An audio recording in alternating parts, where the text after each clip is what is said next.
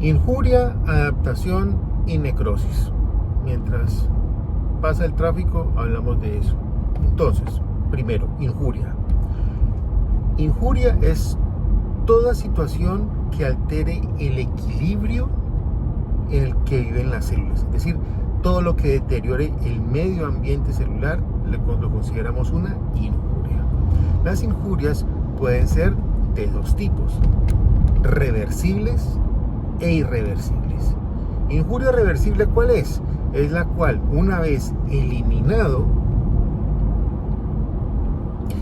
el estímulo injuriante, no deja ninguna secuela ni en las células ni produce la muerte de las células.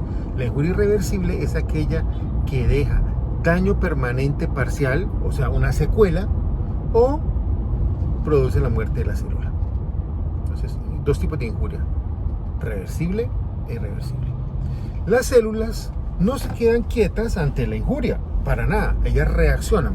¿Cómo reaccionan las células? Bueno, la reacción celular es adaptarse. Entonces hablamos de adaptación celular. Y hablemos de los mecanismos de adaptación más comunes de las células. Primero de ellos, ante la injuria, ¿no? Entonces, ante la injuria las células se adaptan. Primer mecanismo de adaptación de las células ante la injuria: hiperplasia. ¿Qué es la hiperplasia? La hiperplasia es el aumento en el número de células. ¿Listo? Aumento en el número de células. Segundo mecanismo de adaptación: metaplasia. Metaplasia es reemplazo de una célula normal de un tipo por otra célula normal pero de otro tipo. ¿Listo? Metaplasia. Tercer mecanismo de adaptación: displasia. Displasia es el reemplazo de una célula normal de un tipo por una célula anormal del mismo tipo o de un tipo diferente. Cuando tenemos displasia, estamos muy cerca de tener una condición tumoral maligna. Es decir, uno puede decir que las displasias se constituyen en cuotas iniciales de un cáncer. Otro mecanismo de adaptación: anaplasia. ¿Qué es anaplasia? La anaplasia es la pérdida total de la diferenciación celular. En la anaplasia, las células no se parecen en nada a la célula original.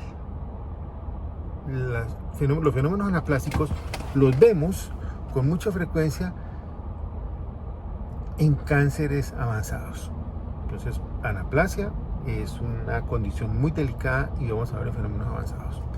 Otro dato importante es que tanto la hiperplasia, la metaplasia y la displasia tienen una estrecha asociación a posibilidad de desarrollo de neoplasias, y específicamente neoplasias malignas, también benignas, pero mayormente malignas.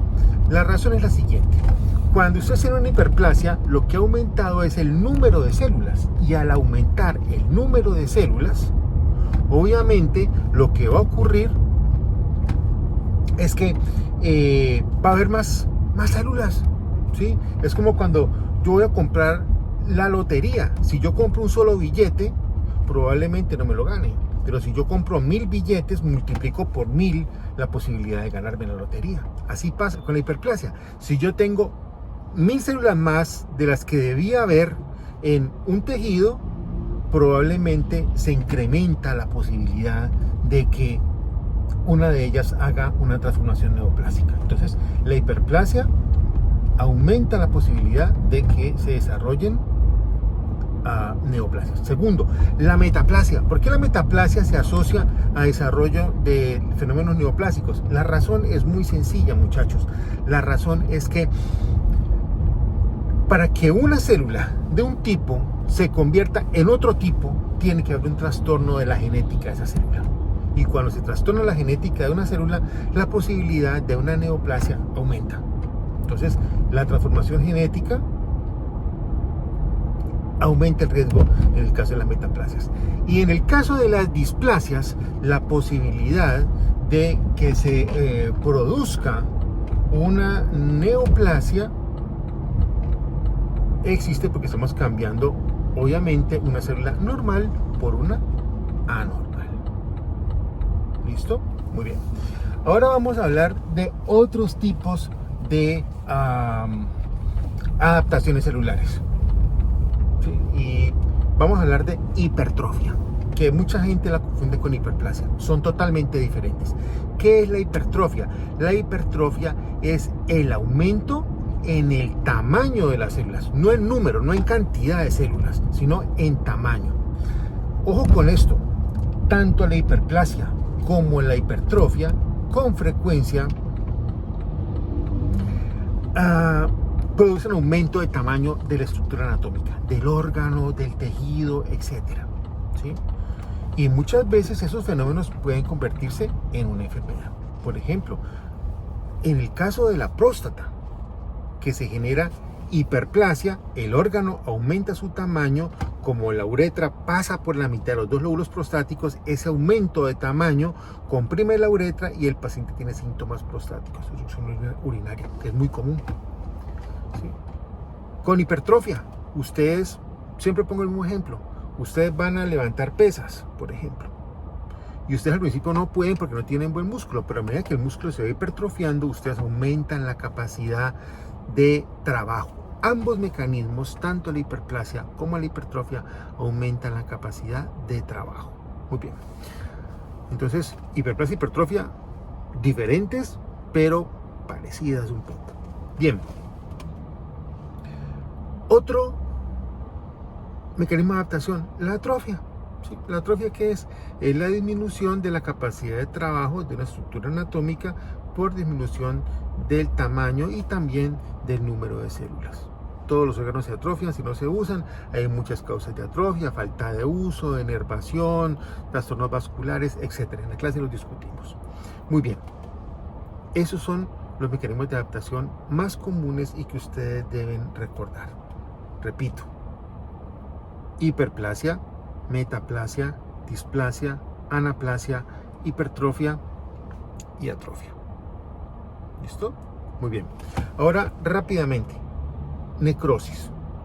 Tipos de necrosis más comunes: licuefactiva, isquémica, gangrenosa, caseosa, y nos queda una que es muy asociada a la isquémica, pero es una variedad que se debe considerar el quinto tipo de necrosis, la necrosis de coagulación. Para recordar: caseosa, asociada a tuberculosis. Licuefactiva, típica de órganos como cerebro e hígado. Se caracteriza porque hay un licuado del órgano. ¿Sí? El órgano, al deteriorarse, se licúa. Muy bien. Isquémica es la que se produce por falta de oxígeno. Coagulativa se produce por falta de oxígeno asociada a lisis de proteínas.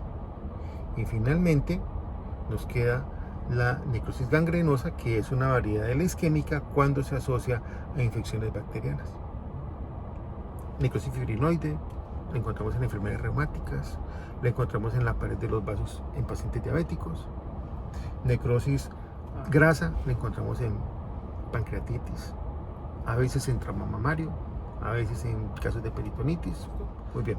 Finalmente, para terminar este video, dos tipos de muerte celular: necrosis y apoptosis. Diferencias totales. Apoptosis, muerte natural de las células. Es la muerte normal, así mueren las células. ¿Listo? Necrosis es la muerte inesperada e inoportuna de las células. Está bien, algunas veces, sobre todo en cáncer, puede haber casos de apoptosis patológica. pero lo normal es que la apoptosis muera por mecanismos asociados a genes dependientes de la edad en la célula, es decir, la forma en que las células mueren cuando están viejas, mientras que la necrosis es la consecuencia de la muerte cuando se produce un evento patológico.